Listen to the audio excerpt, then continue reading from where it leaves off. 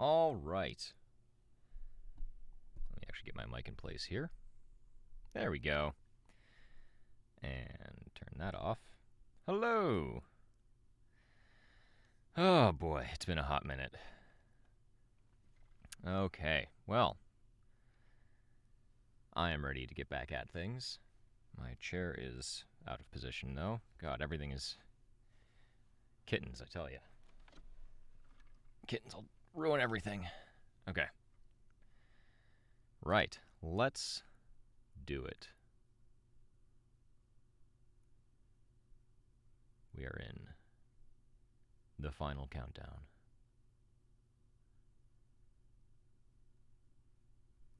Let me actually make sure I didn't already record this chapter. It's been a minute. No, this is the one I need to do. Okay. All right, all is well.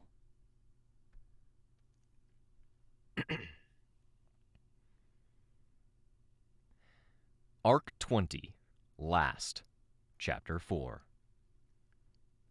The lights shut off throughout the facility in the same moment Dragon booted up our eye implants.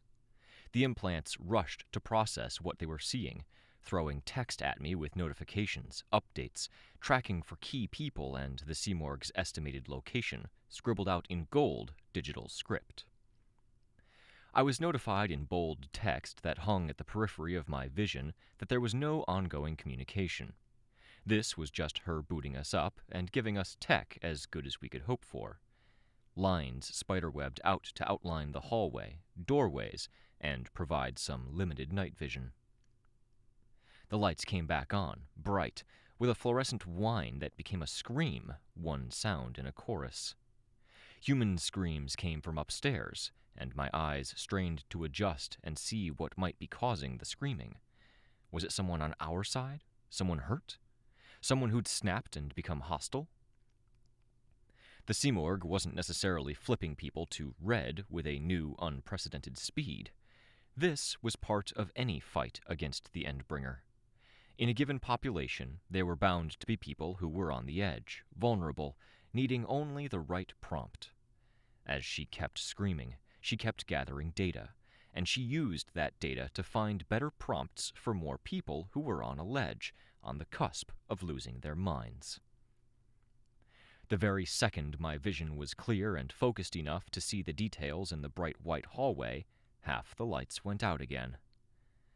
The danger we were facing, the hazards of this particular battlefield, were those people who had been on the cusp of breaking down and who were now putty in the Seamorg's hands. But again, I was anthropomorphizing. But again, I was anthropomorphizing. Okay. Who had been on the cusp of breaking down and who were now putty in the Seamorg's hands. But again, I was anthropomorphizing. Yes, she had hands, but I was ascribing manipulation, will, and motives to the Seamorg by thinking of it that way. Anyone have updated numbers? Above a 7? Below a 5? I asked my team. Nothing changed except I feel demoralized after that fight, Rain said. We almost had her, Sveta said. And she wants us to feel demoralized, I said. I moved my gun right, left, right again, as shadows moved in the dark, unlit patches, the golden scribbles and labels struggling to keep up as the lighting changed. If anything's making me feel like I'm going crazy, Sveta remarked, it's you, Victoria. I looked down at her. Where are you at? She asked. 1 to 10. 8? I asked. That's worrying, Byron said. 8 is good. I feel okay. Better than okay. Didn't you say 6 earlier? He asked. The lights went out. Pardon me. Didn't you say 6 earlier? He asked. The lights went out, then came back on. In the time they'd been out, a person had moved into the center of the hallway. They wore a costume that was in the post-gold morning style, clothing mixed with costume, mostly red. The red was mottled with blood to the extent I couldn't tell what was pattern and what was costume. "Open up," I thought. "Hatch me out." I floated to the side, placing the gun on the stairs before crouching on the underside of the gun. The woman looked at us with eyes that were red from corner to corner, 1,000-yard stare. I didn't recognize her. As she met my eyes, the screams in my head seemed to escalate until everything I was seeing seemed to vibrate.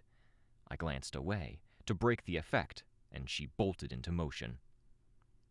I remained where I was, but the fragile one was ready, jumping forward to grab the woman by the wrists. The woman jerked, partway into a pounce down the extended set of stairs that acted as the backbone of the facility, her arms stuck behind her. She screamed, raw and full of rage. The scream joined the screaming in my head, and a noise that would have been bad enough to make me wince before became 100 times worse because of the context.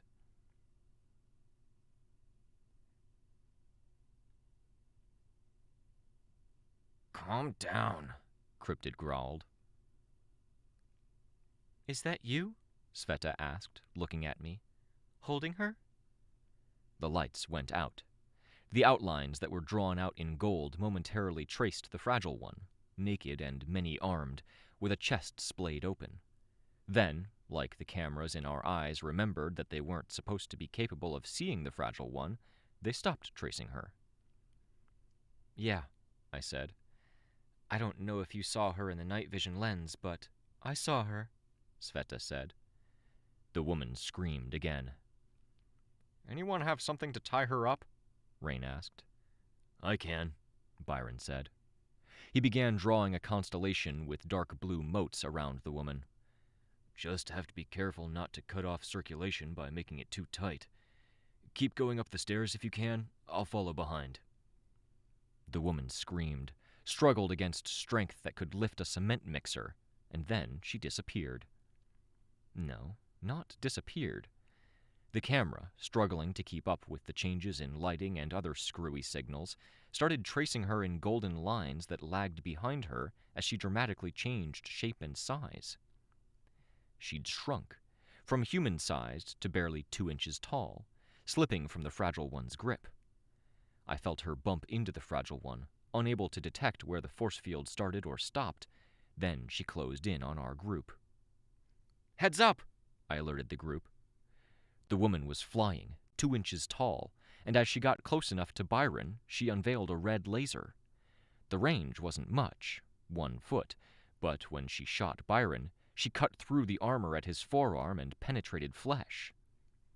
"Ugh!" Cryptid lunged, jumping down the stairs in the dark, 1 foot on the railing, and punched her. I tried to follow up, bidding the fragile one to lash out with 3 arms, but the woman was small, nimble in the air, and slipped between the arms by chance. I saw 2 more flashes of the red lasers in the dark, but I couldn't have the fragile one act on them because I wasn't... Stumble. By chance. I saw 2 more flashes of the red lasers in the dark. By chance. I lost my place there for a moment. I saw 2 more flashes of the red lasers in the dark, but I couldn't have the fragile one act on them because I wasn't 100% sure where the lasers began and where they ended. Punching blindly at either terminus point made for a 50-50 chance I'd put a hole in Cryptid instead. "Brace yourselves, aura!" I raised my voice. I pushed out with my aura. It was a shot in the dark, in more ways than the obvious one, that I couldn't see the murder pixie I was trying to slow down, but because I was reaching for feelings I'd never used before. Wait, inflection was all wrong there. What's going on here? It was a shot in the dark in more ways than the obvious one, that I couldn't see the murder pixie I was trying to slow down. More ways than the obvious one, that I couldn't see the murder pixie I was trying to slow down, but because I was reaching for feelings I'd never used before. Okay. Pushed out with my aura. It was a shot in the dark. Back here. "Brace yourselves, aura!" I raised my voice. I pushed out with my aura. It was a shot in the dark, in more ways than the obvious one, that I couldn't see the murder pixie I was trying to slow down, but because I was reaching for feelings I'd never used before. Fear and awe was a dichotomy I'd come to understand early on. I'd hit my parents with it in sparring, and I'd seen the varied reactions in reality. I could choose what emotions I put out there now, but it wasn't as simple. Lost my momentum. Ugh. I'd hit my parents with it in sparring, and I'd seen the varied reactions in reality. I could choose what emotions I put out there now, but it wasn't as simple as choosing from a tidy little list. Just the opposite. I dug into memories and the rawest, deepest feelings I had. A moment of clarity midway through therapy at the hospital. Moments, my thoughts wandering at night, where I'd jolted awake with a realization. The feeling after I'd smeared my mother against a wall and realized it was my fault. Each of those memories was like an exposed nerve, and the screaming in my head was salt on those nerves. I'd wanted wake up, but the feelings I dug into as I broadcasted weren't quite that. It did give her pause, but she was a tiny figure in the dark in an unfamiliar environment, so it was hard for us to take advantage of her being delayed. Sveta reached out, then drew back just as fast as the woman reacted, screaming with surprising volume despite her small size, the laser flashing out in the dark to cut tendrils. Flying toward me, going by the scale of the laser. I took flight, putting myself between the screaming laser pixie and the rest of my team. I couldn't risk that the laser would knock out my force field, so I waited, letting the fragile one disappear, held in reserve. A flash of red, a flash of pain, and I was the terminus. Force field, so I waited, letting the fragile one disappear, held in reserve. A flash of red, a flash of pain, and I was the terminus of one end of the laser. I brought my force field back, twisted, and reached out, grabbing her around the upper body, her wrists held between two fingers. I twisted her body to one side, pointing her hands off to the side. She grew to full size, and I adjusted the force field to match. She screamed in my face. The laser was weaker, if anything, while she was larger. "You're bleeding," Rain said. I looked. Byron was holding. Was larger. "You're bleeding," Rain said. I looked. Byron was holding one hand at his wrist, and blood was pouring out. Sveta reached out and bound the wound closed with her tendrils. Blood welled out from the gaps, and she tightened her grip. The woman kept screaming, and as she did, the lighting flickered, matching the scream. I was pretty sure it wasn't her, nor was it the laser she'd fired intermittently. I walked her further up the stairs, and then used my aura, keeping the range contained to a matter of feet, the effect the closest thing I could approximate to calm. "Using my aura, keep your distance for a sec," I said. "Your powers changed again," Sveta said behind me. "Your force field held your gun with you nowhere near it. You just did something else. Your aura..." "Flavors of rah-rah and fuck off in the fight earlier," Rain interpreted. "Then just now it was a big slap in the face of holy shit." Courage, righteousness, and just now it was a feeling of realization. I hoped it would wake her up. The woman screamed, thrashing. The screaming played off of the other screams I heard, including some in the background. I could feel wetness at my neck, along with pain that throbbed with my heartbeat. I kept my grip on the woman with my force field and brought my hand to my neck. I'd been cut, and the flesh had parted, from collarbone to where my shoulder met my neck. The laser didn't cauterize what it hit. "Does it matter?" I asked. "It's a long explanation. Byron and I need medical care. Come on." "You said you're at an 8, Cryptid growled the words, his tone wary. "An 8 is good." I asked for the reality check earlier, Rain said, and I asked if anyone was above a 7 or below a 3, because feeling too good is a concern. Fuck me, that's being used against me? Master Stranger protocols, Rain said, at least until we get a good explanation. I grit my teeth. I had no idea how bad the bleeding was. I didn't like any part of this, and it just felt like the Simorg was scoring a win. But the protocols overrode any sentiment or logic. That was how they worked. Byron leaned hard into the railing by the set of stairs. There was more commotion upstairs, and we were only at the 3rd floor. Byron needs help, I said, and I don't know how bad this wound at my neck is. I don't think us getting moving hurts anything, and I think, if anything, we should stick to the orders. Dinah. Come, Sveta said. Let's go. Bring her, Victoria? Or should I? I can. Come, and stay where we can keep an eye out? I was okay letting her take the lead for now.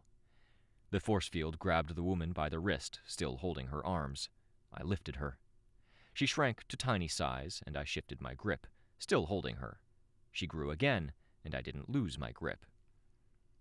Her screaming became a kind of screaming sobbing.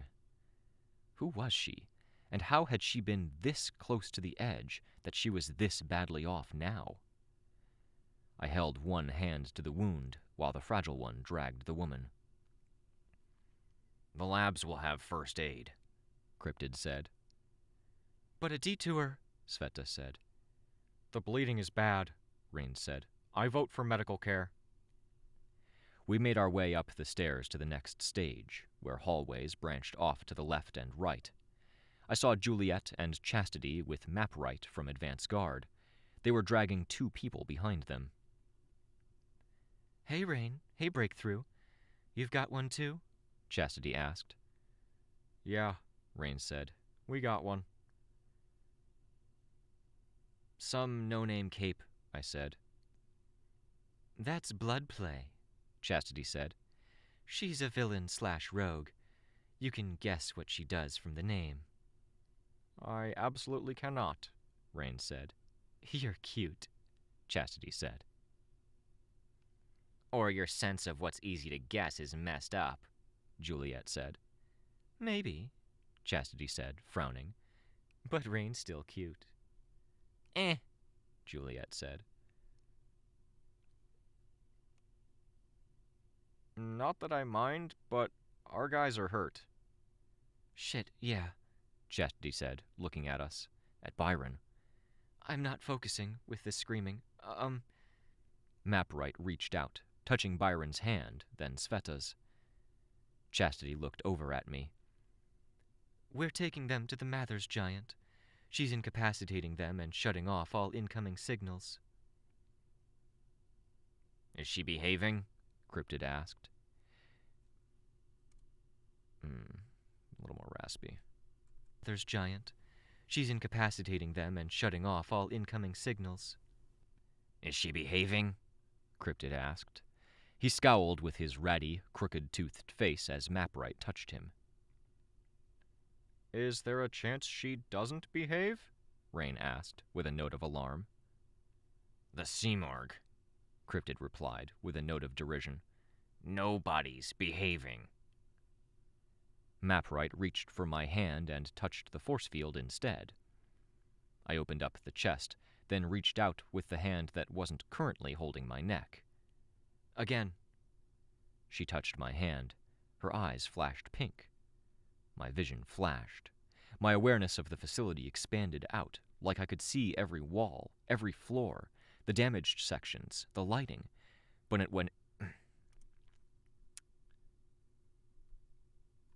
like I could see every wall, every floor, the damaged sections, the lighting. But when it came to what was actually in that space, it was something like a symbol, a sign with an arcane symbol on it that shouldn't have meant or implied something, but told me a fuller story than an Damn it! Like I could see every wall, every floor, the damaged sections, the lighting. But when it came to what was actually in that space, it was something like a symbol, A sign with an arcane symbol on it that shouldn't have meant or implied something, but told me a fuller story than an exclamation point or word might. Mather's Giant was parked up on the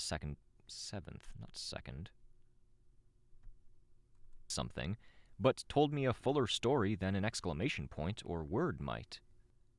Mather's Giant was parked up on the 7th floor, behind and beneath the stairs. The offices just beyond the area that had once had the booths of teachers. The offices just beyond the area that had... okay. That's odd. Mather's Giant was parked up on the 7th floor, behind and beneath the stairs. The offices just beyond the area that had once had the booths of teachers' misinformation teams. You made it sound like she in particular might be a problem, Rain said.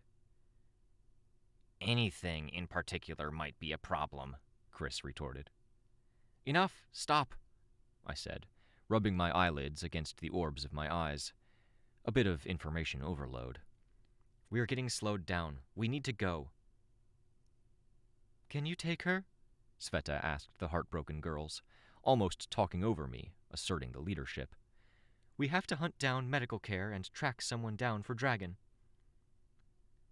It's hard enough dragging 2 grown people, Juliet said.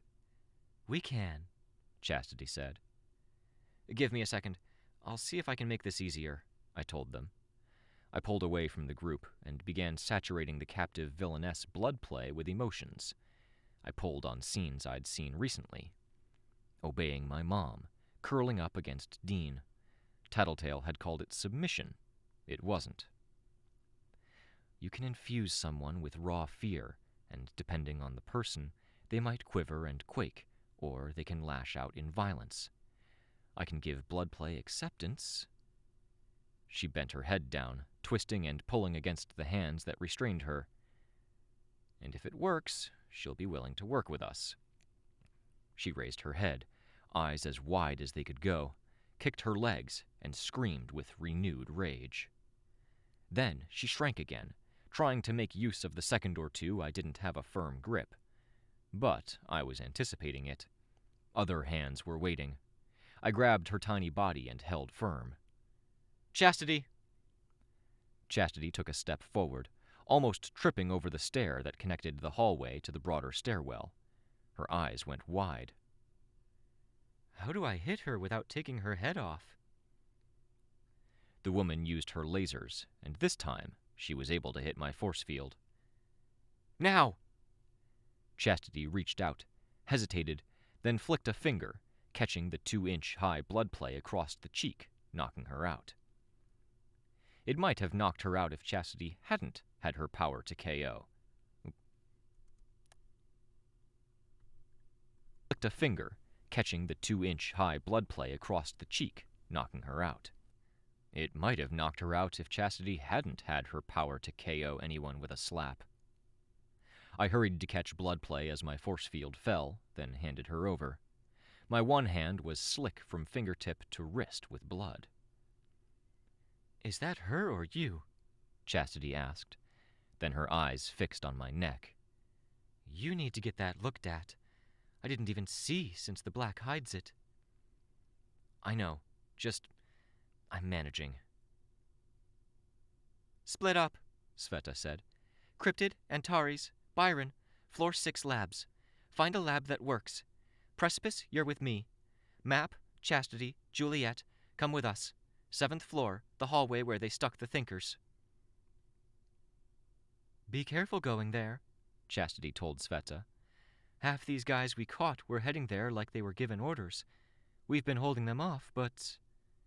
Sveta met my eyes. Dinah, I said. Yeah, Sveta said. Probably. I'll come, I told her. You will fucking go get medical care, Victoria. You're bleeding like shit. Sveta.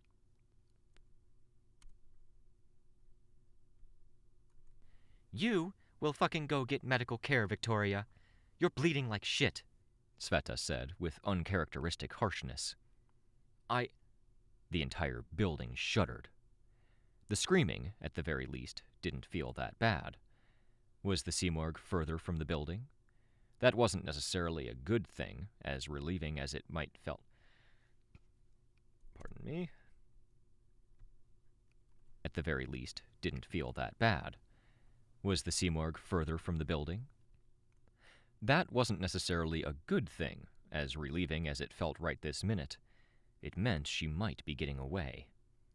In this, at least, we had to trust the wardens to keep her pinned down, and we needed to get to Dinah. I pressed my hand to my wound, checked Byron, and then started flying up the stairs, taking point. There was someone in costume sitting on the stairs in the dark, hands over his ears, rocking a little. I landed next to him while I waited for others, checking him over, but he barely seemed to recognize I was there. The hallways, I checked both, and both were lit. There was one dead body in the hallway, either a red by defiance system or a victim of a red, but no apparent threats. I used my aura, reaching out for calm and relief and pushing it out there. In a way, I was glad that I could. The process of connecting to the Fragile One and her origins, realizing she wasn't the enemy and letting her connect to me, it had opened doors both for the shaping of my force field and for my emotion control. It felt right that the emotion control was letting me help and soothe now. The cape stopped rocking and looked up at me. "Is there—" I started. He removed the hands from his ears. "Is there a place you can go?" "My team's fighting." "The fighting seems to be worse near the front of the building. If you head that way," I indicated past the stairs, "you can go find a spot to wait or help others, or the screaming shouldn't be as bad." He got to his feet, and I gave him a hand. Then he jogged off, hand resting on the back of his neck, like he wanted to keep it close to his ears to try and fail to shut off the screaming. "He dies," the noise of the environment rasped. The thought that crossed my mind was of Dean, of him next to me at an event I couldn't remember the particulars of, whispering so it was just him and me. Even though the sounds I'd just heard were nothing like Dean's voice, my memory of the two words now felt like it sounded like him.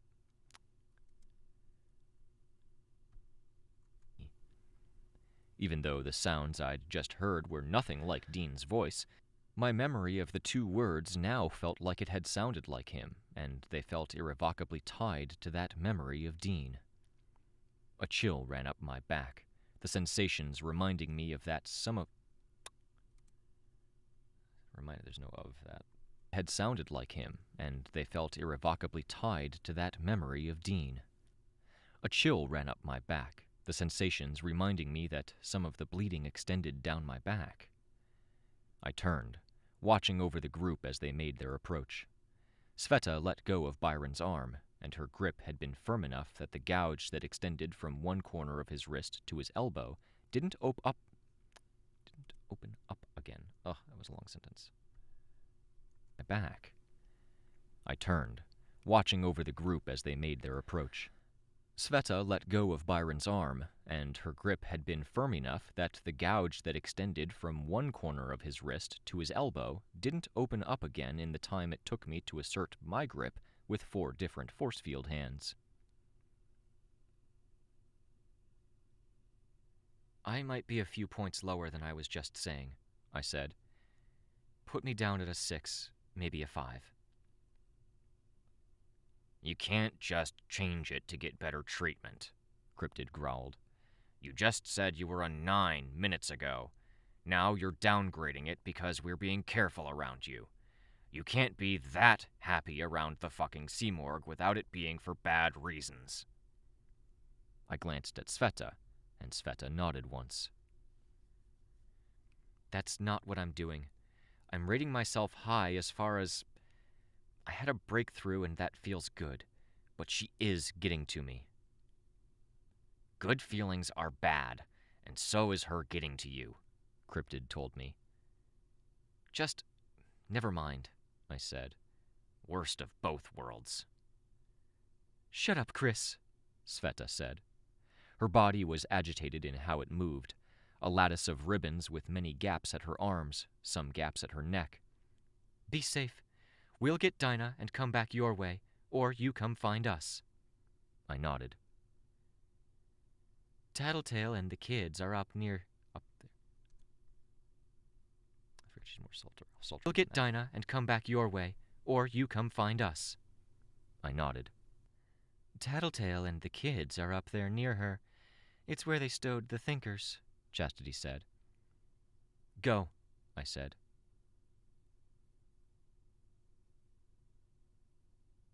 "Byron's in charge," she said.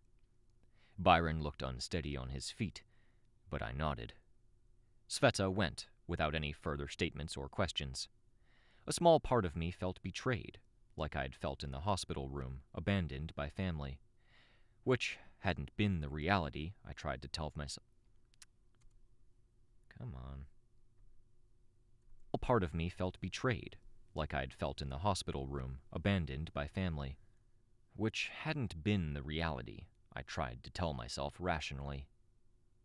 I ended up pulling Byron more than was polite as a consequence of that firm grip and my sense of urgency in getting him some medical attention. My family had come to the hospital. They could have come for a visit every day, and I still would have felt abandoned. Sure, they could have handled it better, but it was a me thing as much as it was a them thing. With MapRight's power informing me of room layouts, I found a lab, checked it was empty, and then opened the door, bringing Byron in behind me. Of room layouts, I found a lab, checked it was empty, and then opened the door, bringing Byron in behind me. Cryptid practically squeezed past Byron in his eagerness to get to the nearest computer chair, hurling an oversized Ratman body into the seat, pulling himself over and booting up. "Do you have anything?" Byron asked Cryptid. "Injections for fast healing?" "No, I might need them." Byron seemed like he was going to say something, then fell silent. "How are you managing?" I asked him. Managing?" he asked, like it was a tricky question. "Dizzy, delirious, feeling the blood loss?" "I know what blood loss feels like. I'm no blood loss." I disengaged from my force field, leaving it behind while I went to cabinets, pulling out the canvas bags with the first aid icons on them, red on white. Images of tattoos danced through my head, of costume. All of New Wave had claimed their own colors. I was gold and white. My dad, green icons on white. My mom, orange on white. Aunt Sarah was purple on white. Crystal, magenta on white. And Shielder, blue on white. My sister had been red on white. "She's out there. You know she's on edge." It was like a whisper, formed out of the environment, paralleling my thoughts, except there was no environment to it. An idea running through my head like I'd formed the thought, but like a teleporter arriving at a location. Wait.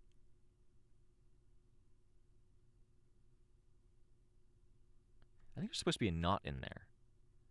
An idea running through my head, not like I'd formed the thought, but like a teleporter arriving at a location. Yeah, okay. Environment, paralleling my thoughts, except there was no environment to it. An idea running through my head, not like I'd formed the thought, but like a teleporter arrived at a environment, paralleling my thoughts, except there was no environment to it. An idea running through my head. Environment, paralleling my thoughts, except there was no environment to it. An idea running through my head, not like I'd formed the thought, but like a teleporter arriving at a location. The process of getting from A to B wasn't apparent, only inferred. My thoughts felt like that. The fact that the journey could be made sense. It was just too fast, too disconnected to feel natural. The screaming was still there, fading in and out. I pulled the stuff out of the cabinet. I'm not squeezing you too tight? I asked Byron, as I handed the first aid stuff to the fragile one. No. Blood sucked at my fingers as I pulled my hand away from the wound at my shoulder. I kept one eye out to try and keep coordinated as I had the fragile one unpack the first aid kit. I floated over to check the severity of the wound by sight. Fuck. It was not a pretty one. No sign that it's bleeding too badly internally. The pressure seems to have stopped it, I observed. If you have any input, any details you need us to know, let me know. Byron shook his head. I could pull that open to see if there's anything arterial, but I feel like it'd be leaking out or there'd be discoloration, bruising, or fluid build-up. Byron shook his head. I could pull that open to see if there's anything arterial, but I feel like it'd be leaking out or there'd be discoloration, bruising, or fluid build-up. Better to keep it closed. Let it keep clotting. Sure, Byron murmured, like he didn't even care. Hello. The cheery young voice was jarring as a contrast to Byron's. Riley's voice came across the computer. Wow, look at you. Case 53 and dinner? No, transformation cocktail. 2 injured. They're getting patched up. Let me see. Put them in front of the camera. I helped Byron stand and brought him closer to the computer. I wish I'd seen you before you started bleeding. I'd be able to judge better. I think you'll be okay, but don't go running too fast or getting too excited. You might pass out. Any arterial bleeding? I asked. Internal? Muscle damage? Nerve damage? Nerve damage, maybe. Worst case scenario, second worst case scenario, his right hand is only as good as his left. Some therapy needed. Worst case scenario is we all die before that's even a question. I just need bandages then? Byron asked. Medical attention if you want to avoid the nerve damage. That takes time. Bandages? Yep, if you're willing to take the risk. 25% chance your hand doesn't fully recover. That's fine, Byron said. I moved my hand away from the wound that ran parallel to my bra strap, collarbone up to the shoulder. You're bleeding more than you think you are. I love the edges on those cuts. What was the weapon they used? Laser with no heat, I think. I want the readouts on that, Riley said, in the same...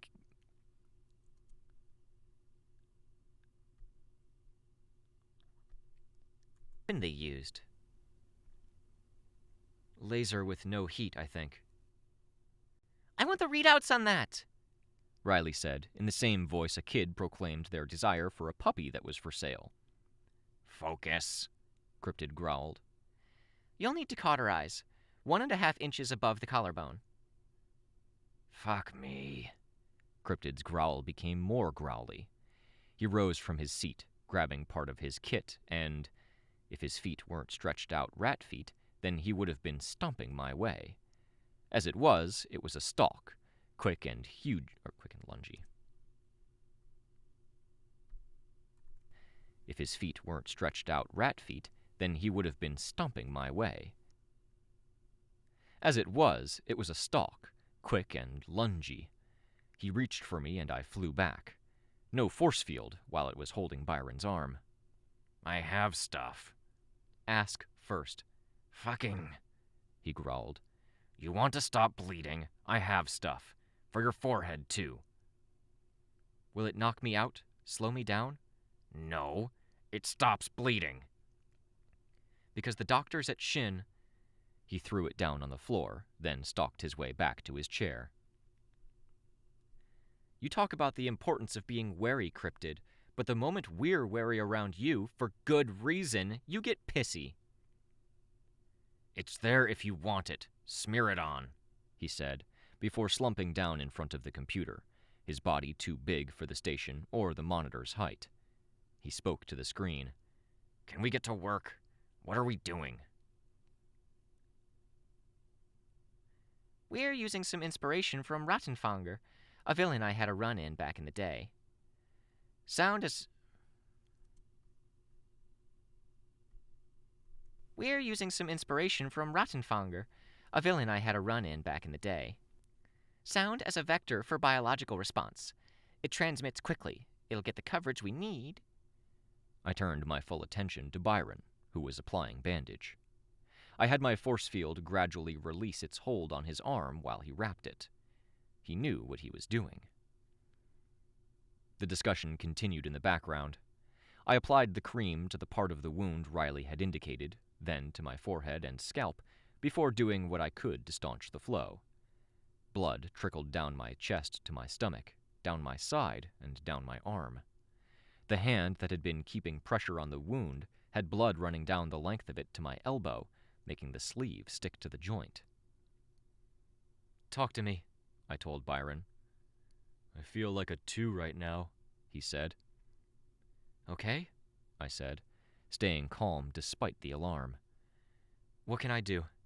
I've got emotions on tap. I can listen, give you perspective, restrain you." "This," he said, pausing in the bandaging process to indicate his arm, "makes me think of Tristan." "A lot of tricky thoughts right now. Some of it's her." "I know," he said. "I know what you meant earlier, when you said you felt like a 9 or 10 for other reasons, but when it came to her, you felt like a 4. I don't feel like a 9 or a 10. "Yeah," I said, quiet. "And that's nothing to do with her. The lighting, the spots in my vision, it makes me think it's his power every time. Like he's back, and my hopes get up every time. It feels like every single little detail that's around us is something she's manipulating, and it's pushing me toward..." "Yeah," I said again. "Me too. I think every single one of us feels like we're getting special attention." He swore under his breath in Spanish. Cryptid's swearing, though, was far louder. He rose from his seat. "Whoa, Nellie." Riley's voice was almost playful. "What is it?" "Not a moment's peace," Cryptid growled. "It has to be the Simorg. She's throwing roadblocks in my way. I can't think for 2 seconds without something..." "What happened?" I asked. "My giant. She's non-responsive. I plugged stuff into her so I could track it. She's gone dark." "She's dead?" I asked. "The very important Mathers giant that was pacifying, not petrifying." "I could track it. She's gone dark." "She's dead?" I asked. "The very important Mathers giant that was pacifying the capes the others were rounding up?" "She's dark. Now I have to stop what I'm doing. I have to..." "You need to do this," I told him. "I don't have to do a fucking thing." I pulsed out with my aura. A moment of feral panic, the kind that made someone freeze instead of flying. His expression twisted. "Cryptid, Chris, I'm going to be blunt. Do this. There's 0 other choice. I'll go to the giant." "I'm not going to..." He started, but he stopped himself this time, without needing intervention. "It'll be fun," Riley said through the computer. "And if you've got any way of canceling out the Simorg, like you canceled out the other stuff, now's the time to use it," I told him.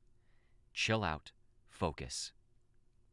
He withdrew a syringe from his pocket and stared down at it. "You said you had it for emergencies, unless you'd rather I stab your giant." "No," he said. He pressed it to his neck and injected it.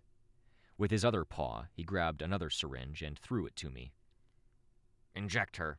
It should reboot things." "Yeah," I said. "Look after Byron?" He nodded, silent. Already the black feathers were growing in. "Trusting you," I told him. "Yeah," he said, his voice reedy, thin. I left the room, grabbing bandages to press to my neck, along with the coagulant cream, or whatever it was. I flew, Maprite's power directing me to my destination. to the space behind the stairs, where teacher had kept his propaganda.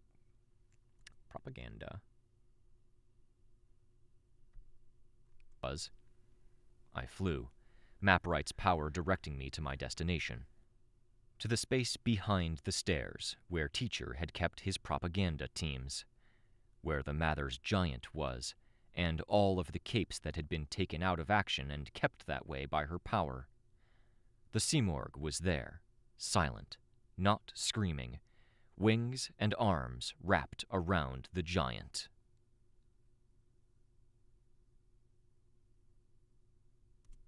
Okay. 20.4. 20.4 last. Okay. Saving 20.4 last. All right. Also, I just remembered I have some retakes to do from a previous chapter, so let's do that before going on to the next one. File new. Close you. Put you in position. Like all the way, ideally. There we go. All right. Da da da. Da da da da. Scooch. And scooch. I guess right there. Did it make noise? Okay, yeah, we're good. All right, let me look up these retakes. Also, hail hydrate.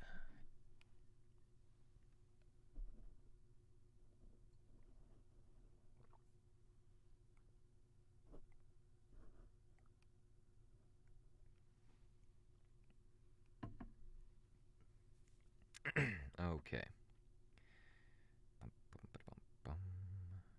Ooh, I have a couple attributions to do too. I forgot about that.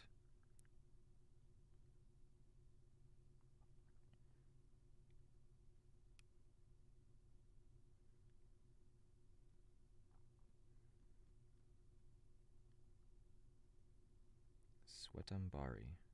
I'm gonna have to look up how that's pronounced.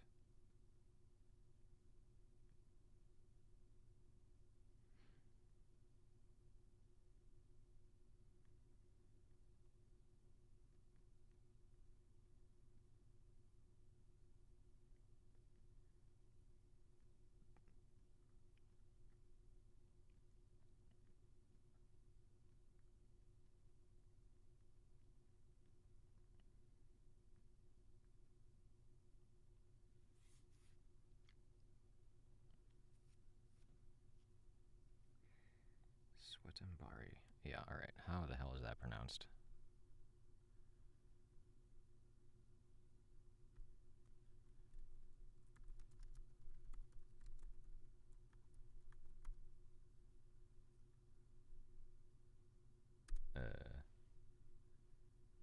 Sweat. Swetha? Sweatambari. Okay, I guess there's an H in there.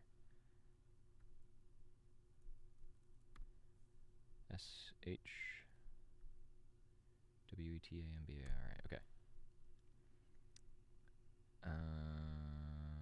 Oh, god damn it. Come back.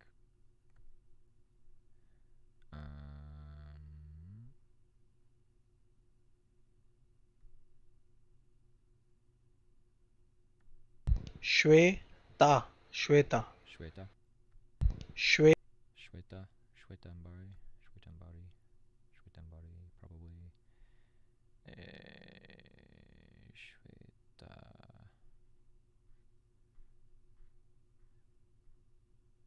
There we go.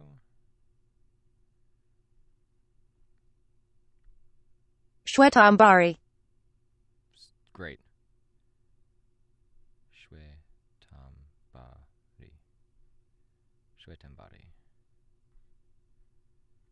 Shwetambari. Okay.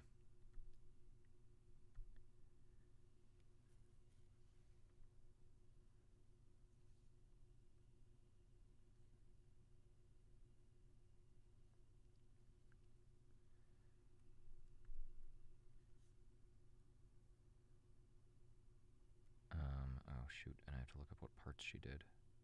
Shwetambari. Shweta did... the Simorg and Fortuna. Okay.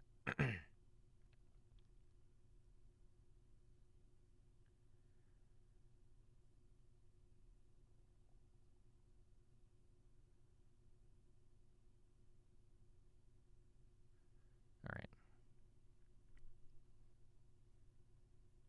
Hunter's portion was read by Torchid. Fortuna's portion was read by Shwetambari. Now I need to find out what the heck that guy's name was. Augur. Auger.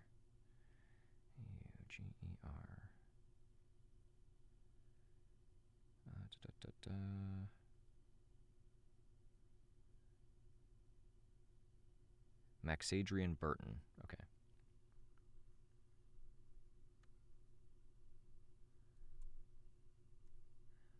Augur's portion was by Maxadrian Burton.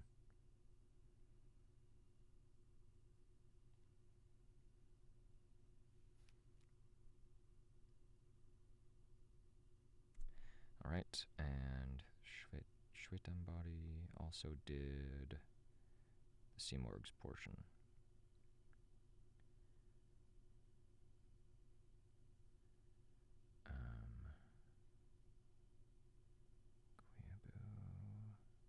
Do I have a note for you?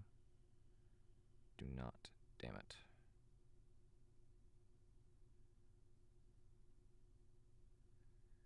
Okay. How about Bramble? Do I have a note for you? Bramble. Bramble. There you are. No note for you either. My God, why am I so terrible? All right. Fine. I'll have to record those attributions at a later date. Let's get this one right now. The Simorg's portion was read by Shwetambari. Right now. Okay. Let's save.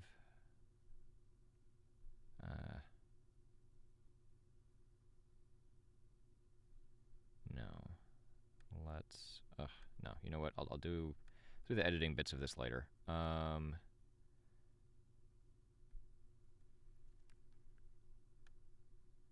Save this as attributions. Yeah. Okay.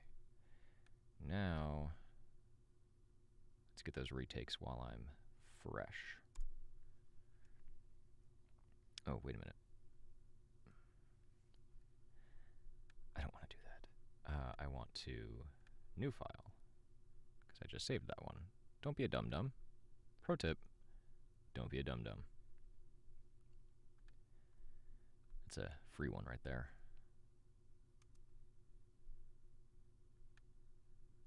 Okay.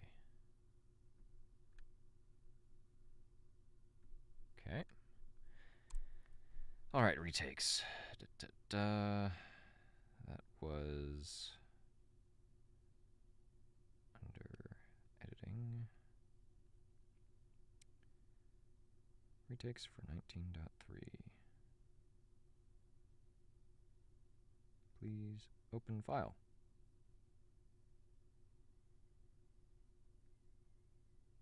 Okay.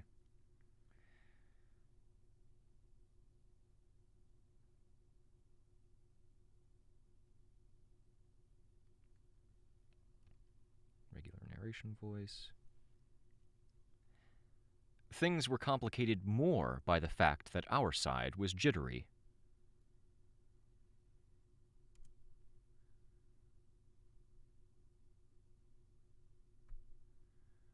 Let's see. It's the protocols, Amy. It's compromised. I'm compromised. You're suspect. The rules say.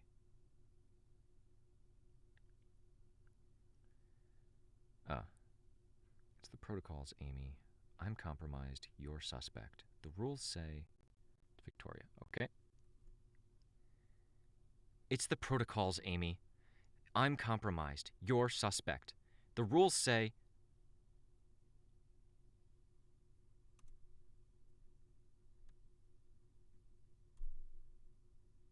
I don't know why I just deleted that. Okay. Let's see. I landed in a clear spot beside Tristan, the edge of the gun scraping along the road that was 75% ice before finding traction in the other 25%.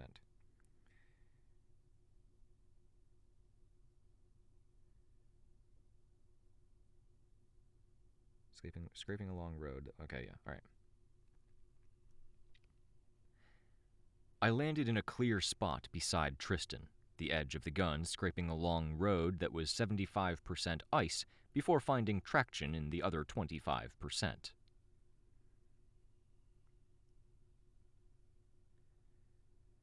Tristan's red moat solidified, forming another leaning tower of abstract ruined building. I focused the beam at center mass, tried to cut it away from the spikes that impaled it.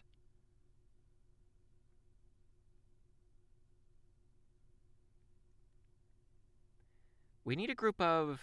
Crystal said. What do you even call something like that?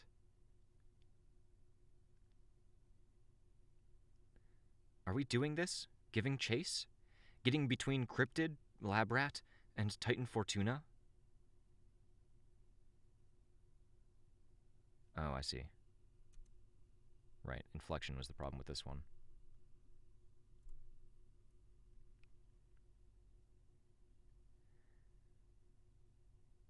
Are we doing this?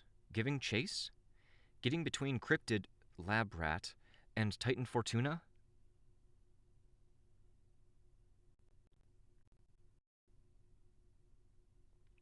The portal startled all of us as it ripped into existence.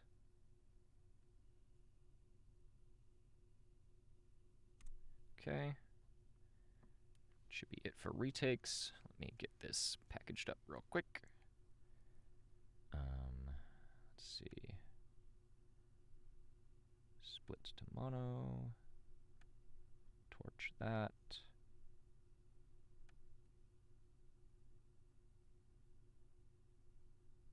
Okay. Normalize you.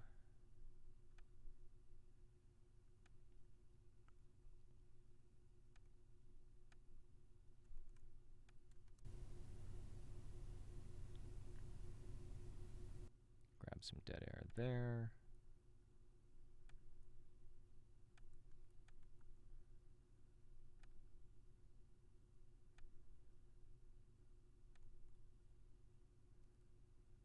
Hit that and export you as a WAV file.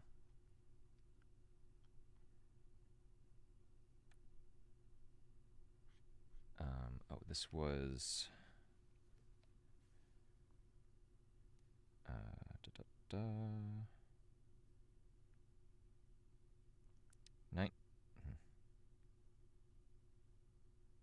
19.3 retakes. Okay.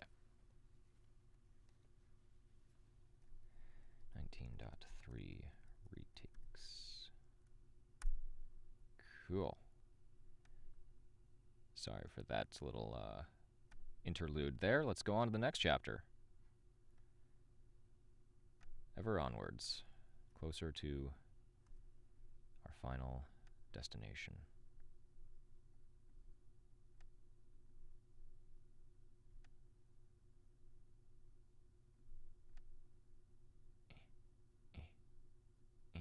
It's gotta be there. Okay.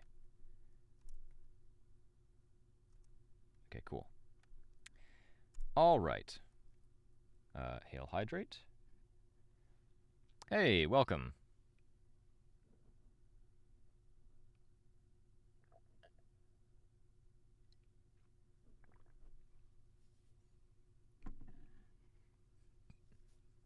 Just in time for me to start up the next chapter, which is 20.5.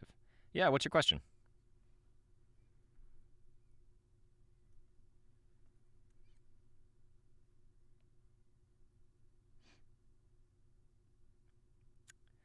So this is me doing the raw recordings. These still need to be edited. So there's a whole team of editors that I've assembled, and they all are the ones that do the, cutting out the dead air, fixing pacing, any like extra mouth sounds I make, things like that.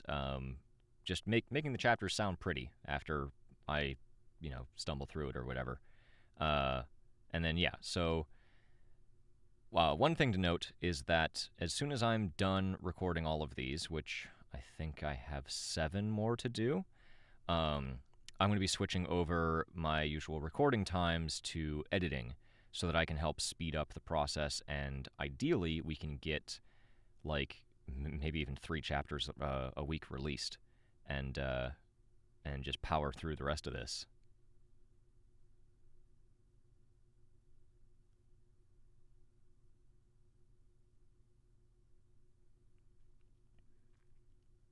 But yeah, my deal was if I'm going to be doing all of the readings for all of this, I can't do the editing myself. It's just that'd be way too much. I mean, the readings are already a lot. Yes, there are. So there's not any major interludes or portions. However, we do have the second to last chapter, which is a Parahumans Online one. We have historically done those as full cast. So there's a bunch of roles on there. If you want to help out with that, just either ping me on Reddit or Discord. I'm in all of the Parahumans Discords. You can find me. I'm the only Rain. But yeah, just DM me through whatever means. Also, Twitter exists too. That's linked through my Twitch. Any of them, and we will coordinate and get you in there.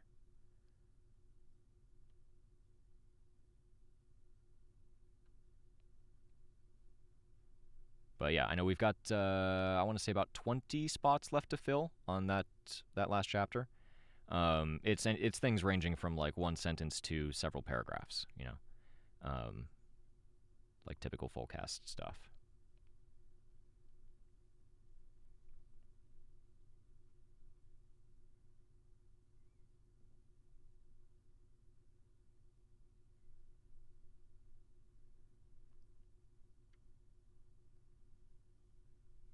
But yeah, if you have any questions or comments, just ask away.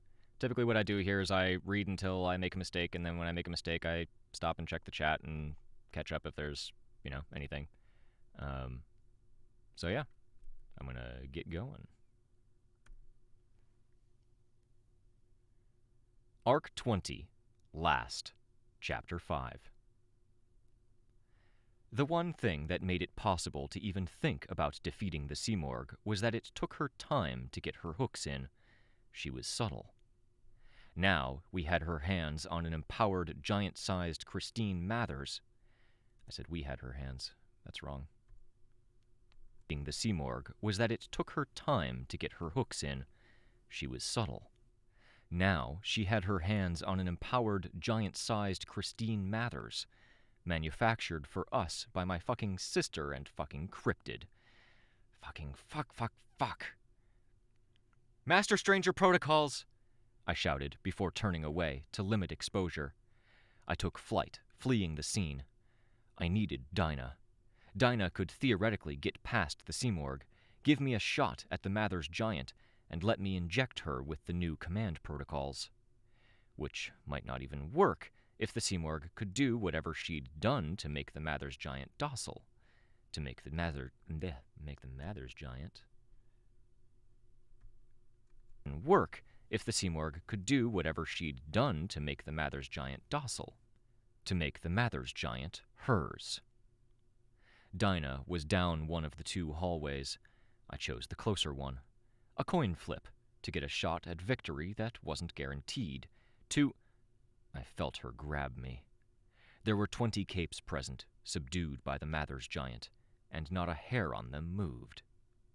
There were another 25 of us here. 20 of them jerked, shifting posture, jumping, looking startled as they felt what I was feeling.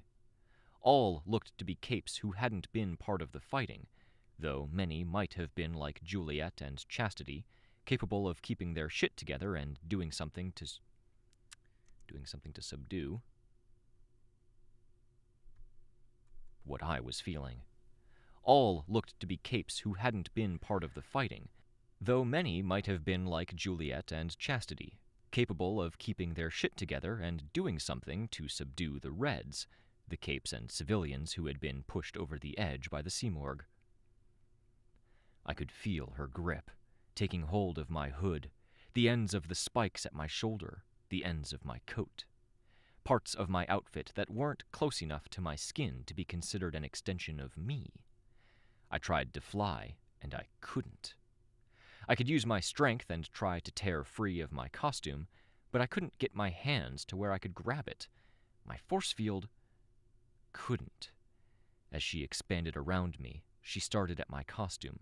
Her own body blocked her ability to claw off my costume. "Open," I told her. "Cocoon, reach in." Too late. The Simorg flung me, us, everything, directly away from her. Flight let me reduce how fast I was flung, if only a bit. My force field reached out, fingernails scraping against the floor, hands reaching out for the wall. Hands reached into the open mouth to cradle my head and neck, grab me. It still felt like stumbling over myself a bit. Hands reached into the open mouth to cradle my head and neck, grab me. Where? Oh, I already had moved to the position I was supposed to be in. Hands reached into the open mouth to cradle my head and neck, grab me. It still felt like I imagined being in a car wreck would feel. It was hard to shake the feelings of responsibility, like there'd been something I could do. I felt like the driver of the car that had wrecked, and with no scream from the Simorg and no sounds from the people around me as they were flung, there was just a series of hard, wet noises as bodies crunched into the wall, some at angles so violent that I couldn't make sense of the shape of them post-impact. I shook as I placed my feet on the ground, one leg wrapped from toe to knee to keep the tattered costume in place and to keep me sufficiently warm outdoors. I ached in more places than I could count, and the cushioning of the force field hands might have kept me from snapping my neck or getting whiplash, but I knew I'd have some awful bruises. The cushioning of the force field hands might have kept me from snapping my neck or getting whiplash, but I knew I'd have some awful bruises if I lived to see tomorrow. I stumbled with the first 2 steps, because of sprains and the injured parts that would soon sprout bruises. There were pillars all around us, stabbing up from what had used to be. Man, my reading comprehension is terrible right now. 2 steps, because of sprains and the injured parts that would soon sprout bruises. There were pillars all around us, stabbing up from what had used to be teachers' propaganda units. The area still had piles of debris, all bulldozered into neat sections so the floor would be clean. It hadn't seen any use. Piles of debris, all bulldozered into neat sections so the floor would be clean. It hadn't seen any use except as an extensive conference room for the... Wow. Piles of debris, all bulldozered into neat sections so the floor would be clean. It hadn't seen any use except as an extensive conference room for the thinkers. I focused on keeping the pillar between myself and Mama Mathers while I got my bearings. Syringe. I still had it, capped and stuck between my breastplate and my chest. Everything breathing. My God. I swear I can't read words anymore. I still had it, capped and stuck between my breastplate and my chest. Breathing hard, wincing, I pulled off the decorations at my shoulders. My coat. Fuck. I shrugged it off, knowing I'd pay for it later. There were 5 capes who hadn't been flung. 5 capes who'd done the sensible thing and worn bodysuits instead of armor, to get the most bang for their buck when it came to the Manton effect. 1 provided a circle-shaped shield of water. Man. I swear, I'm usually suits instead of armor, much to get the smoother most than this. bang for their buck when it came to the Manton effect. One provided a circle-shaped shield of water to try and provide some cover for the rest. A bit of pipe from one of the piles of debris speared at him and stopped partway inside the shield, the jagged end a short distance from his face. The water was pressurized or moving at high speeds, and the spear bobbed, bounced, and vibrated as it held position. One of the 20 capes around the Simorg and Mathers giant reached out, flinging a dart below the shield. It landed between the shield cape's feet. The dart whipped around, thin and flexible, one end still rooted in the ground. The cape producing the shield reacted, stepping back, and his leg separated at the ankle, again a few inches up at the calf. He stumbled, and his other foot came off mid-calf. Only the fact that someone caught him kept him from slipping on the blood that gushed out, and kept him upright so he could maintain the shield. Fuck, they needed help, and I needed backup if I was going to stop the Mathers giant. I disengaged from my force field, sending it out. The Simorg turned, and I had to assume she was moving away from the Mathers giant. Her wings shifted. I looked.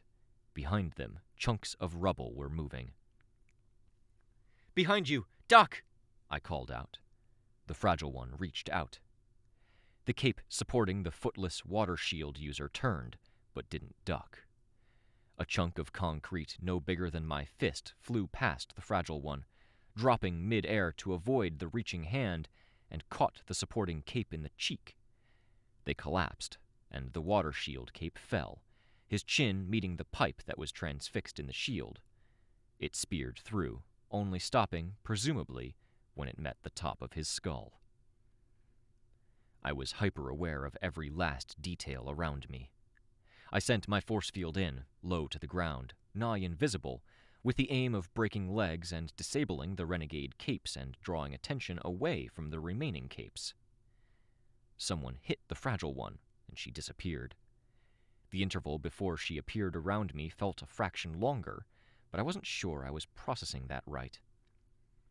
"Come on," I murmured, as I sent her out again. I needed a distraction, something that would let me slip by. "You'll melt." The voice was a whisper, hard to make out from the ambient noise, the screams and groans of those who had hit the wall but not died, and the ones who hadn't been thrown but who were being executed one by one now. The scraping sound that followed was like a chainsaw against stone, without the sound of the chainsaw's engine itself.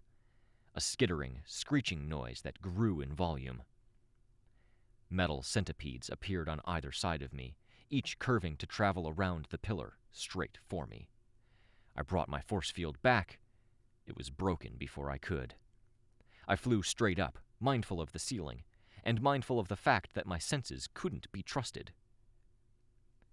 "Sorry, Mukaid," I think. As my force field came back, I had force field fingers drag into the pillar I was flying beside. Multiple hands. Below me, the centipedes were moving in a double helix pattern up the pillar, chasing. Change shape, I thought, reshaping my force field.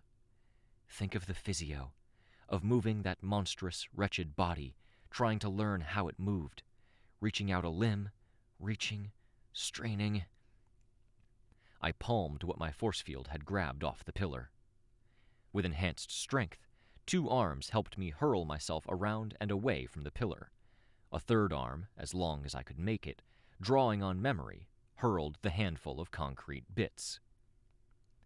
Mukaid, already with several holes in his side and back for the centipedes to come out of, got a few more holes in his body. He sat down heavily, head turning slightly, then flopped back, more like a child's doll than a person. Gone. "You'll melt!" My skin burned. The bandages I still wore on one hand felt unbearably tight. Blood welled at my neck where I'd just stopped the bleeding, and then it foamed. What had been a slash of a non-cauterizing laser or pressurized blood or whatever else was opening up, parting. Wrong inflection there. Blood welled at my neck where I'd just stopped the bleeding, and then it foamed. What had been a slash of a non-cauterizing laser or pressurized blood or whatever else, damn it. Blood welled at my neck where I'd just stopped the bleeding, and then it foamed. What had been a slash of a non-cauterizing laser or pressurized blood or whatever else was opening up, parting. A dribble touched my armpit and ran down my side, and it stung like a sunburn. I had to ignore it. I needed cover from Mathers. I disengaged from my force field and sent her along the ceiling, raking it.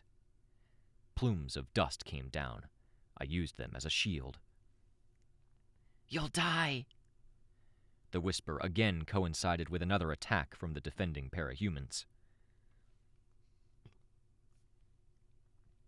A man, tall, with about 200 spidery legs, each of which was at least 10 feet long. He was fast, moving fluidly, his body twitching and jerking with the force and speed of the legs, almost a victim of how they relied on other legs for leverage while the body was at the fulcrum point. Well, his body. Moving fluidly, his body twitching and jerking with the force and speed of the legs. Oh, I see where they are. Okay. Moving fluidly, his body twitching and jerking with the force and speed of the legs, almost a victim of how they relied on other legs for leverage while his body was at the fulcrum point. He howled. Little question how he ended up fucked up enough for the Simorg to get her hooks in. His legs speared toward me, some extending, narrowing. Right behind him was a cape in silver, ducking through the veil of dust the Fragile One was bringing down from overhead. Slick Silver was a hero from the Wardens, one of Chevalier's crew. Though he'd been a good guy, dust covered him and dulled the colors, and he had way too much blood on him. Slick threw a dart, metallic. I gave the thing a wide berth. He threw more. Getting out of the way forced me to get close to Spider Legs. I swooped low, scraping the ground, and put a hand out to stop myself from smacking face first into the ground with how steep the swoop was. "Melt, Antares! Die!" Oh boy, I need some water.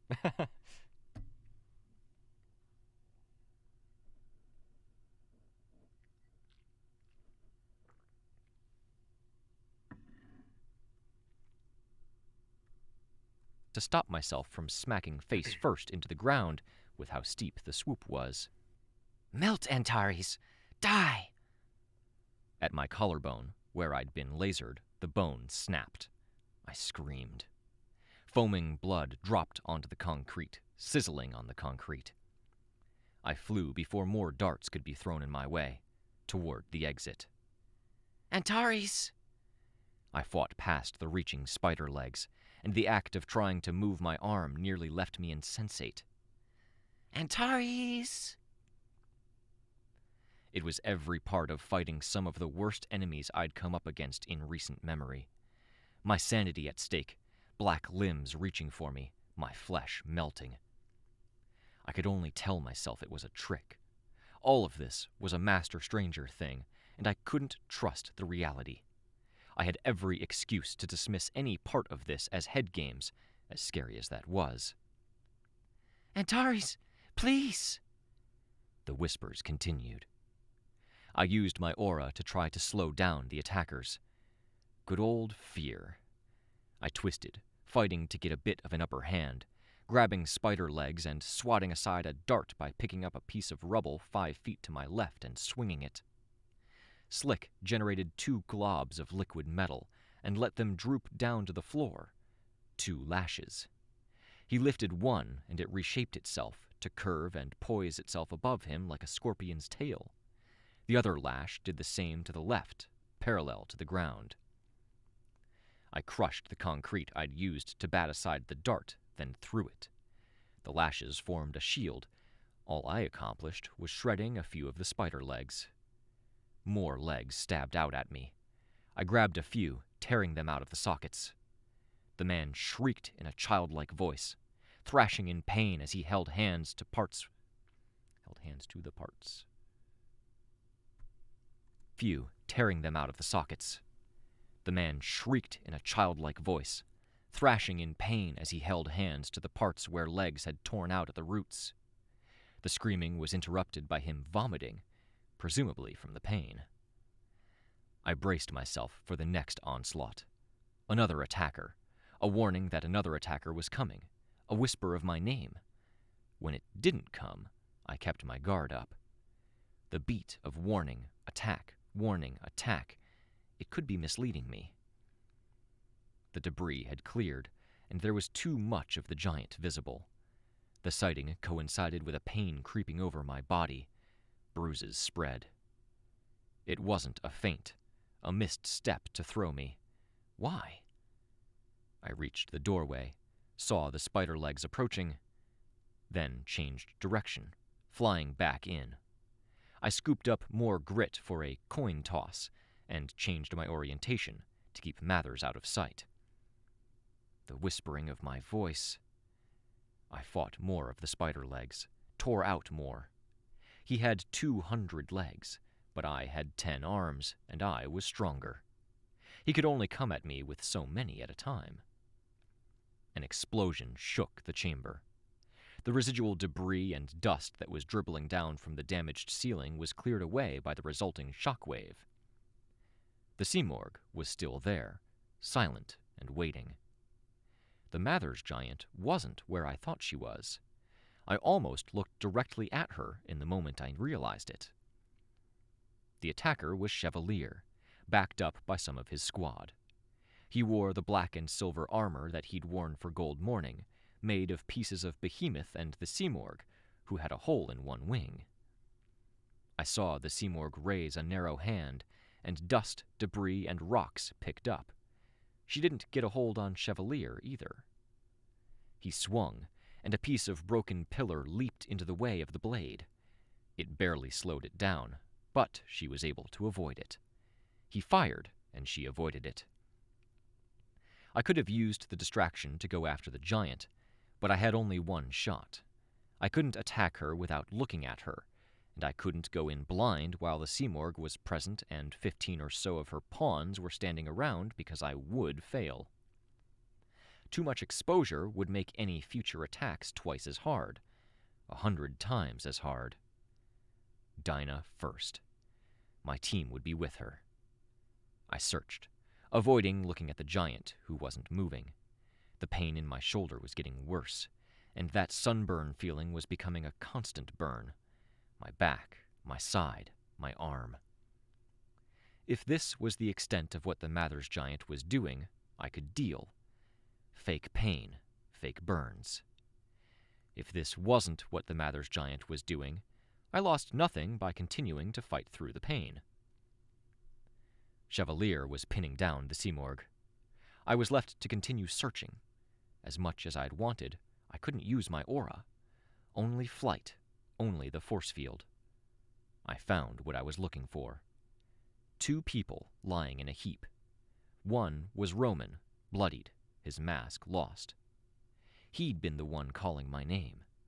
The whispers had stopped when I'd used my aura, because I'd cowed the person speaking. He needed help. Gingerly, I lifted him. "She broke my fall," he whispered. He sounded more like a little boy than a kid in his mid-teens. "Please save her." I moved him, using my force field. Imp lay on the ground, against the wall, with debris beneath her. I reached behind her head to find a way to take off her mask so she could communicate. I recoiled. Blood and a fragment of... It looked like a fragment of mask, but it wasn't. Too white. And it had skin and long hair attached to it. The hair was caught under something, and the fragment slipped off my finger as the hair pulled taut. The blood was already cooling. "Can only bring you," I told him. "Take her? I can tough it out," he said in a tone with a complete lack of strength that suggested he couldn't. "Imp and Chastity and Cassie are on the other side of the room. They got flung." They might be distractions. We need to do something concrete. Dinah first. I lifted him. He used his power on me for just a second, inflicting rage. The effect was dampened, half strength, but I still dropped him, and he writhed on landing. We stood, huffing at each other, glaring. I reached for him again. Again he used rage, and my grip on his collar was fierce. I used my aura in response, exerting will, dominance. You fucking think that works on me? He asked. I could hear the outrage in his tone. After how I was raised? Who I grew up with? My dad used powers on me every day. I stopped. I grabbed him. We help them faster if you come with. He glared, his face twisting. But he didn't fight me as I dragged him. I'd fought this hard to get to this hallway. I couldn't shake the feeling that the fact it had been Roman calling my voice was the Simorg's plan. A delay, the one person who I cared about enough to take the time to rescue, but not as important as one of my teammates might have been. The lights flickered, flicked on, flicked off. The hallway was only ever half lit at one time, splattered with blood. There was commotion at the end of the hallway. Tattletale, Gru, Sveta, and Rain. Rain was sitting against the wall, curled up. Then a few more renegade capes, one of them jabbering, and Dinah. Hostage. A box-cutting knife held to her throat. The jabbering guy was moving his hand now and then, as moving his hands. Dinah. I don't understand that sentence. Hostage. Whatever. A box-cutting knife held to her throat. The jabbering guy was moving his hand now and then, and moving his hand constantly. There were already 4 shallow cuts at the side of Dinah's neck because he kept accidentally cutting her. Don't, I murmured. Huh? Roman asked. Whatever you're thinking about, don't. I couldn't help but feel like I had Roman next to me because the Simorg wanted him, and if he used his power, it wouldn't work for us. Victoria, Sveta said. Where's Byron? Downstairs, with Cryptid. The Mathers giant flipped. Yeah, Sveta said. She got Rain. I looked down at Rain. Rain? I asked. He didn't respond. 2 seconds later, he twitched. Blind and deaf, Tattletale said.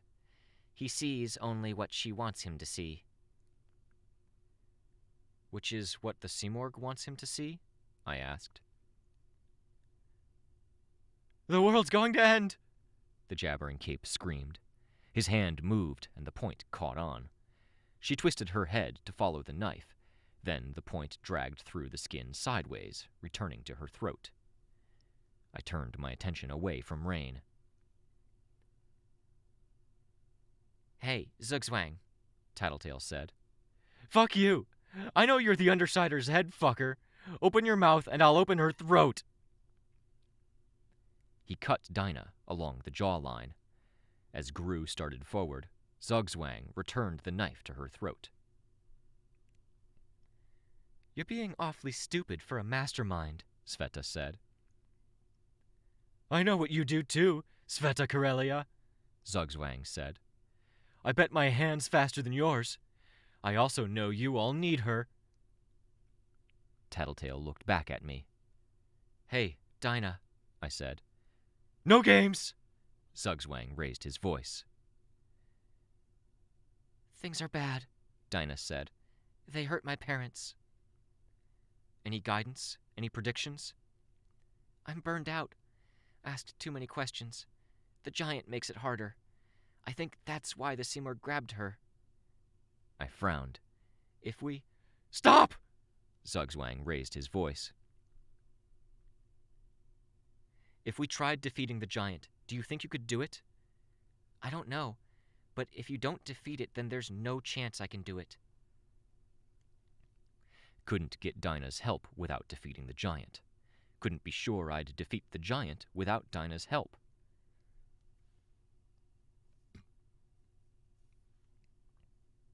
No other input? I asked her.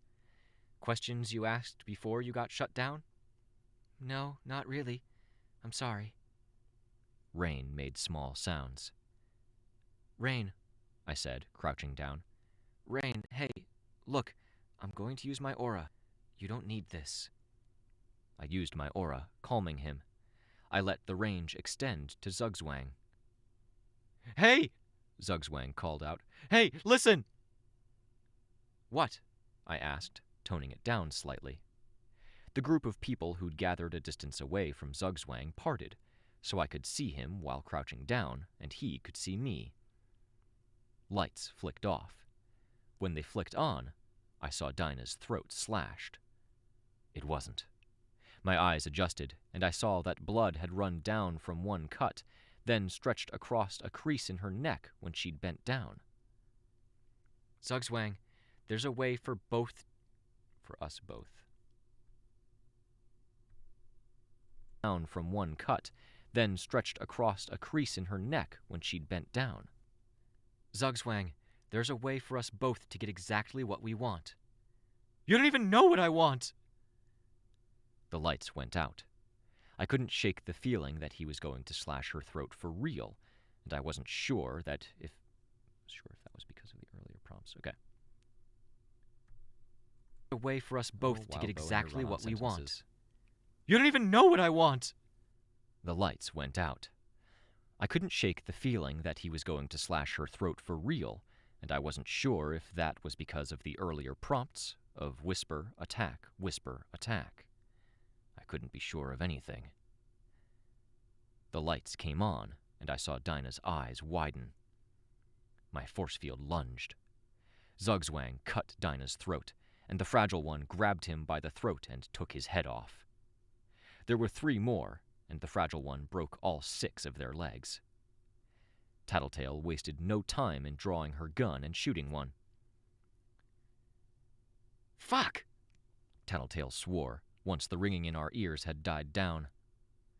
I flew forward, reaching for the container of coagulant Chris had given me. The neck wound wasn't pumping like it was something arterial. I had to hope it was enough. She pulled away once I'd applied some. Antares made me leap. I had to hope it was enough. She pulled away once I'd applied some. Antares made me leave Imp behind, Roman said. There was still a chance. Gru looked stricken. Go get her, please? Roman asked. No, I said. I'd felt the cold. Fuck you! Roman burst out. Again he used his power. Again I pushed back. Some of my teammates pushed back. Listen! I raised my voice. Victoria, Sveta said. Listen! I told her, with just as much fierceness. We need to refocus. We need to keep to the mission. Deal with achievable objectives. Getting too emotional doesn't help any crisis. What do you want to do? Gru asked. And is Imp in that direction? I said, pulling my hand away. It was slick with goop and blood, and I had no idea of where to wipe it. The giant. I can't get in there. Chris thinks we can reset her. If I can see her, smell her, touch her, she'll do more than make me feel like I'm melting alive from a glimpse of her. My collarbone, I think she's making me feel like it's broken. That looks like it's actually broken, Sveta said. And actually burned or something. Can you help? I asked Gru and Tattletale, ignoring her. Imp is there. I can get you in there, Gru said. I straightened. Victoria, Sveta said, her voice hard. We're friends. I've backed you up a lot. Can I get 30 seconds of your time? I turned to her. I don't want to keep silent when I should speak up. Not again. I'm listening. First off, you're bleeding again, Sveta said. I slapped the coagulant mud onto my open wound. My own wound. I'm listening. First off, you're bleeding again, Sveta said. I slapped the coagulant mud onto my own wound. The burning had receded. Better? No, Victoria. You're too on edge. Where are you? I'm hurting. I'm spooked. I want to handle this.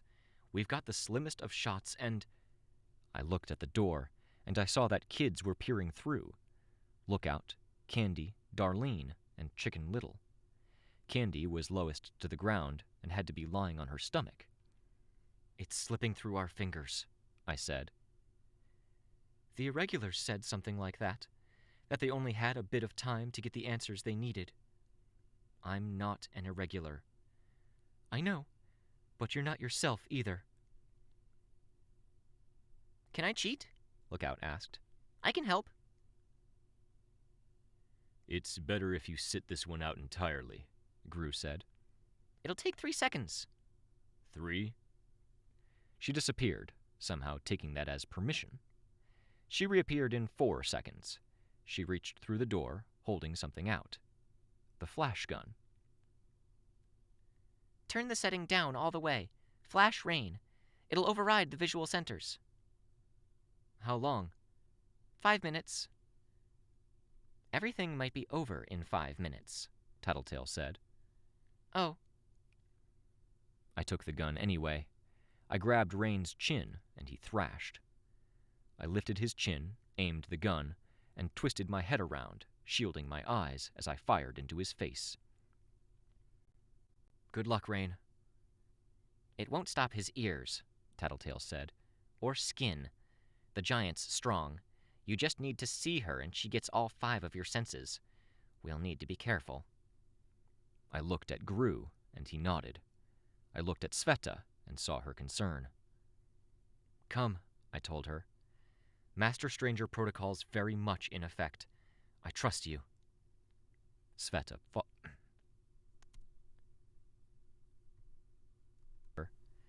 Master Stranger protocol's very much in effect. I trust you. Sveta followed. Tattletale did as well. Back to the fighting, to the giant, and to the Simorg. The room had taken a beating when we'd made it a staging ground in the raid on Teacher's base. Now, there was a hole in the floor that a house could have been dropped through. Chevalier still fought. He struck the Simorg. She caught a power out of the air with telekinesis, a crescent that shimmered. She threw it to one side, and gore splashed up against the wall. How do we do this? I asked. I'll darken the way. You fly. If you're close, I'll give you your shot. I'll be helpless. We're helpless anyway, Tattletale said behind me. Gru will be affected by Mathers if he sees her. Be careful. I'll do what I can to guide. What do I do? Sveta asked. Back me up, I called out, flying forward with more speed, breaking away from the group. If they get me, get the syringe. I tapped my chest to indicate where it was. He pumped out darkness. And I threw myself into the most dangerous battlefield I'd ever been on, utterly blind, unable to orient myself in the air, and unable to hear a thing. Just me and the aches and pains I felt. I used my best judgment to estimate where she might be and to get closer. In an ideal world, the darkness would dissipate. I could inject, and the Simorg would lose control. Dinah would gain some leverage, we'd get some more people back into the fight, and we could fight. The world was not so ideal. Something hit me, hard. Force field down, and I was spiked down into the ground, hitting concrete and sliding on a thin layer of grit and gravel for what felt like forever in the oily dark. Until I was no longer in the dark. I twisted my face away, searching for a place and a perspective that didn't risk me seeing Mathers. I looked to the side. Chastity and Cassie slumped against the wall, holding hands, eyes open. I looked down. I was by the massive hole in the floor. In the gloom of flickering lights, amid dust, amid debris, there was only one thing that was white and clean. 7 floors down, below the hole, My sister was standing back while people tended to wounded. It looked like someone had been plunged through the floor by telekinesis or some massive attack. She did nothing. There was a piece of rubble to my left. I feel strong. I feel okay. I have control. Only one thing holds me back, poisons me. If she'd joined, we might have been able to win this. I leaned on the rubble to get to a standing position, knowing what I was doing. The rubble fell. I looked just long enough to make sure it was on course, and then I flew, back into the darkness. Something hit me, hard. Force field down, and I was spiked down into the ground, hitting concrete and sliding on a thin layer of grit and gravel for what felt like forever in the oily dark, until I was no longer in the dark. I twisted my face away, searching for a place and a perspective that didn't risk me seeing Mathers. I looked to the side. Chastity and Cassie, slumped against the wall, holding hands, eyes open. I looked down. I was by the massive hole in the floor. In the gloom of flickering lights, amid dust, amid debris, there was only one thing that was white and clean. 7 floors down, below the hole, my sister was standing back while people tended to wounded. It looked like someone had been plunged through the floor by telekinesis or some massive attack. She did nothing. There was a piece of rubble to my left. I feel strong. I feel okay. I have control. Only one thing holds me back, poisons me. If she'd joined, we might have been able to win this. I left it behind, left her behind. I flew back into the darkness. The shadows swam around me. It was vertigo-inducing, slimy. The darkness faded. A slice of light reflected off the ceiling, down into a column of space which had no darkness at all. Okay. It was vertigo-inducing, slimy. The darkness faded. A slice of light reflected off the ceiling, down into a column of space which had no darkness at all. My cue. I flew hard that way. The darkness faded, and I was face to face with Christine Mathers, staring into her eyes. I stabbed her eye with the needle. The plunger jolted, and it fired like a gun, the fluids spurting in. Images all around us faded. Scenes peeled away. Things the Simorg had lifted, dust clouds. So much of it had been fakery. We hadn't heard the screaming for how long now? Mama Mathers had the ability to screw up our senses if we saw her. It had to extend to more than sight, because she was amped up. The Simorg wasn't here. Hadn't been here even when I'd entered the room. Many of the victims weren't even present. I noted Imp, still gone. Chastity, Cassie. I spat. People were patching up wounds.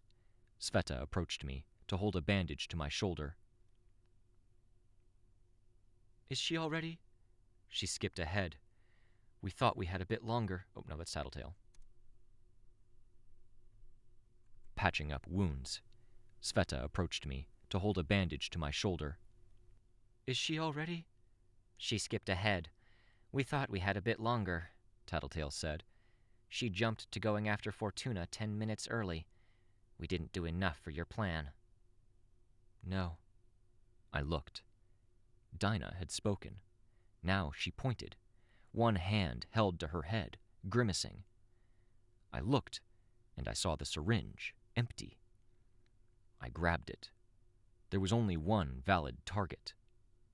The thin Mathers giant turned to look at me, eyes wide and vacant.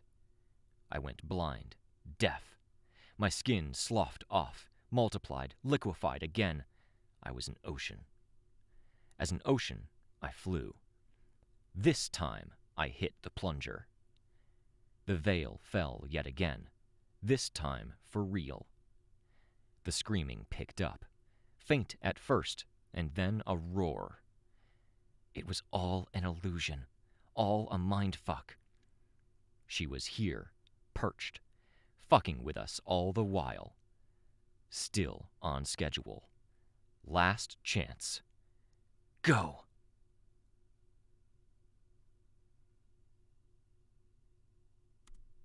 Okay. All right, that was... What chapter was that? 20.5. New folder 20.5, last. And 20.5, last. Cool. Okay. All right, well, I've done 2 chapters today. My throat's getting a bit sore. Also, it's about time for dinner. So, I think I'm going to be cutting things off here. Antares Gold, thanks for tuning in and watching. And let's see, today's Wednesday. I might do more tomorrow. We'll see. I normally have D&D on Thursday nights, but had to cancel this week for a multitude of reasons. So I may record. We'll see how I'm feeling.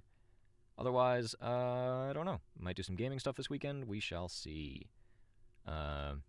Failing that, likely Monday or Tuesday I'll be back to do Chapter 6 and 7 of Arc 20. So, with that, I shall bid you all adieu until next time. Thank you for watching.